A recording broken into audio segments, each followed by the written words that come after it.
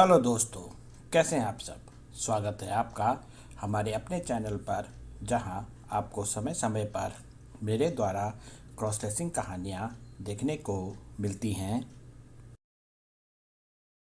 हमारी आज की कहानी का शीर्षक है दो क्रॉस ड्रेसर की पहली मुलाकात। कहानी को पूरा ज़रूर देखा कीजिए।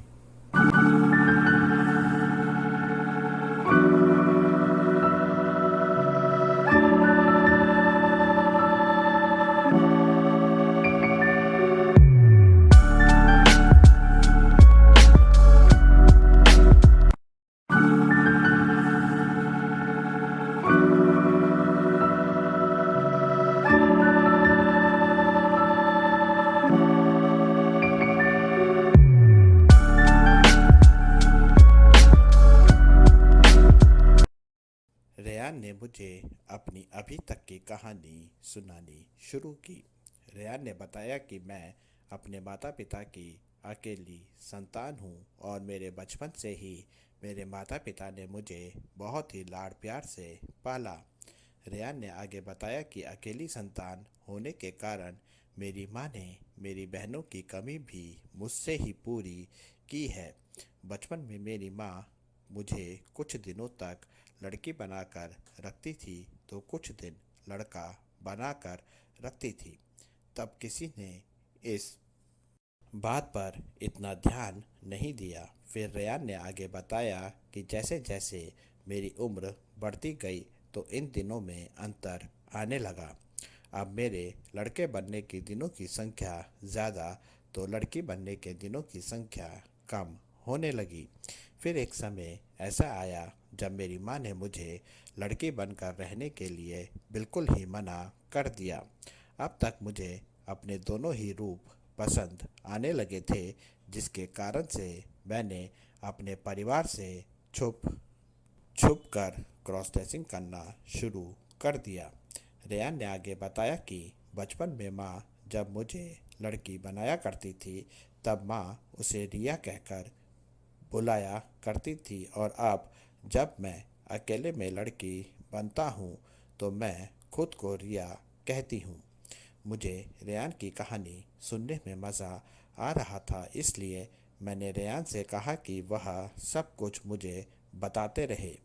फिर आगे रेयान ने बताया कि अब मेरी मम्मी मुझे यह सब करने से मना करती है, तो इसलिए मैं अपने घर से दूर आकर समय समय पर अपनी क्रॉस ड्रेसिंग चाहत पूरी कर लेता हूँ।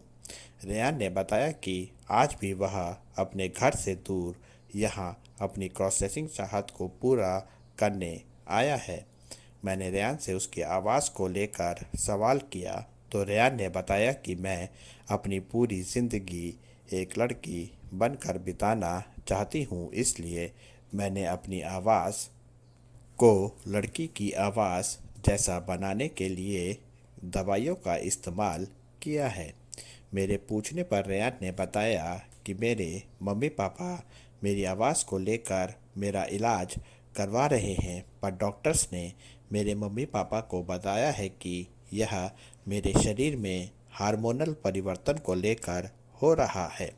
रेयान ने मुझे बताया कि मुझे पूरा यकीन है कि मेरे हार्मोन्स एक दिन ज़रूर मेल से फीमेल हार्मोन्स में पूरी तरह से परिवर्तित हो जाएंगे और फिर मेरे मम्मी पापा को मेरी सर्जरी करवानी ही पड़ेगी।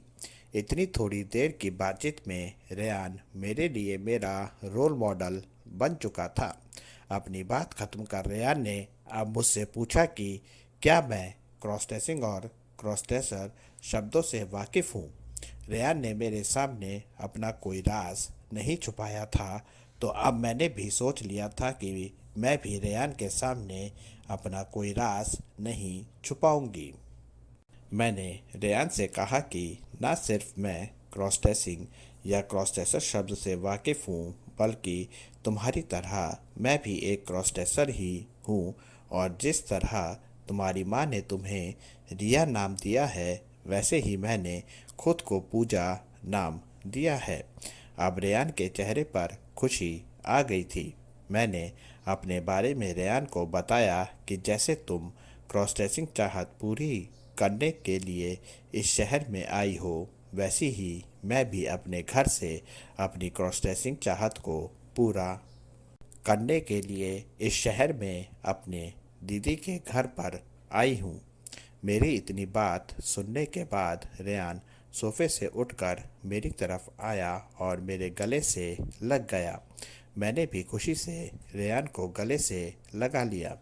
अब रेयान ने मुझसे मेरा क्रॉस ड्रेसिंग सामान दिखाने को कहा तो मेरा खुशी से खिला चेहरा एकदम से मुरझा गया।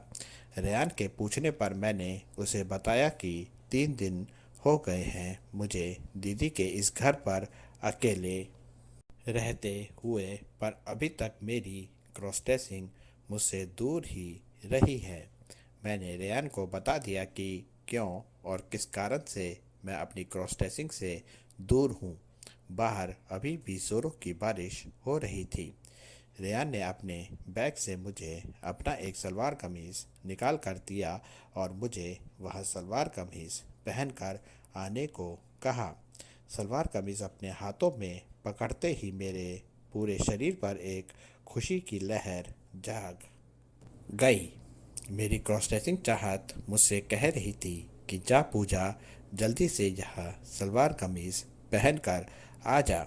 मैंने अपनी क्रॉस ड्रेसिंग चाहत की पुकार सुनी और जल्दी से रेयान का सलवार कमीज़ पहनकर रेयान के सामने आ गई।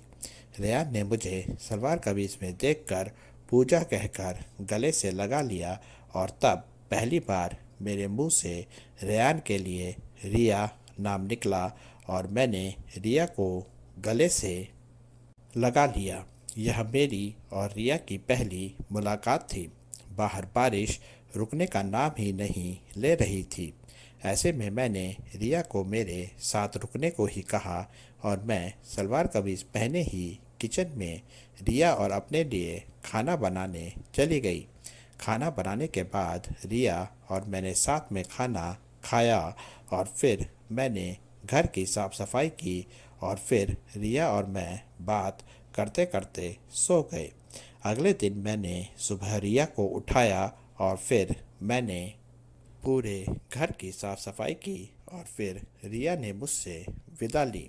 मैं अपने कॉलेज को चली गई और रिया अपने घर की तरफ को चली गई। रिया और मुझ में बहुत ही अच्छी दोस्ती हो गई थी और आज कॉलेज से आने के बाद मैंने अपना खुद का क्रॉस ड्रेसिंग सामान भी खरीद लिया था। यह हमारी पहली मुलाकात की कहानी थी। इसके बाद भी हम बहुत बार मिले और हमने बहुत बार साथ में क्रॉस ड्रेसिंग की। वह कहानी भी मैं ज़रूर आपको बाद में सुनाऊंगी। कहानी को एक भाग में पूरा देखने के लिए आपका धन्यवाद। कहानी कैसी लगी आपको ज़रूर बताइएगा। मिलते हैं नई कहानी के साथ जल्द ही। आपका अपना नयन भास्कर।